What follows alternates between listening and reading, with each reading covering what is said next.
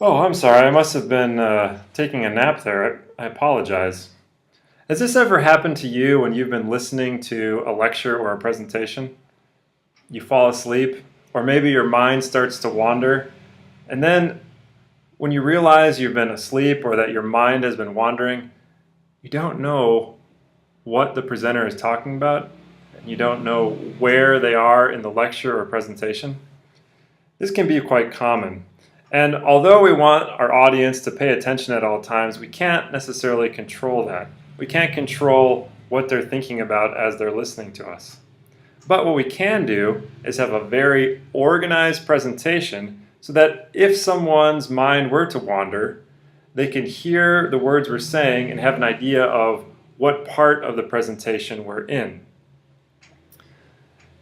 Now, we call this type of organization in a presentation signaling or signposting. This means that we're using words and phrases to signal the changes and transitions in a presentation. You can find more about this on page 14 of our textbook. Now, the most basic way to have organization, particularly in the body of your presentation, is by making each main idea distinct. What I mean by making a main idea distinct is that you're clearly showing when the main idea begins and when it ends. You're clearly showing the transition from one main idea to the next main idea. And we can do this by starting out a main idea by saying, first of all, or the first thing I want to talk about, and then going on from there with second or secondly, and so on.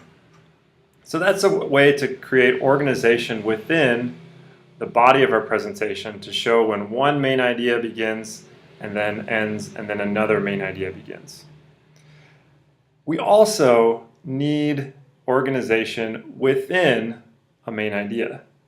That means showing where one example begins and ends that supports a main idea, or one reason begins and ends that supports a main idea. We can do this by using words like additionally, for example, also. And in writing, we often use words like furthermore and moreover. But in a presentation, we want to avoid those type of words because, first of all, they're at a higher register. That means they're really formal. And second of all, these words are not as common in spoken English as they are in written English. Okay. So it's really important as you look at your presentation outline to see, do I have organization and is it clear when one point or main idea begins and when another one begins? One more thing is that when we're organizing our main ideas in the body of a presentation, now in this class we have 3 main ideas, we want to make sure that the strongest one is at the end. It's important in your presentation, as you're building it in a logical progression, to have your strongest, most convincing point towards the end. Now, sometimes people's minds wander and they might be thinking about something else during a presentation. And so you really need to be clear whenever you transition from one main idea to the next. And make sure in your presentation you have appropriate facts and reasons and examples to support each main idea. We want to be really, really clear when we're presenting so that the audience knows exactly where we are in the presentation and that your teacher knows exactly where you are as well.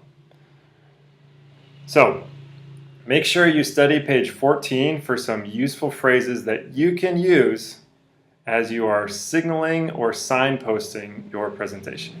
See you next time.